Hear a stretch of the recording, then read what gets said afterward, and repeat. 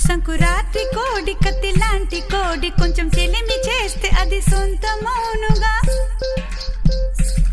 సంకురాత్రి కోడి కత్తి లాంటి కోడి కొంచెం చెలిమి చేస్తే అది సొంత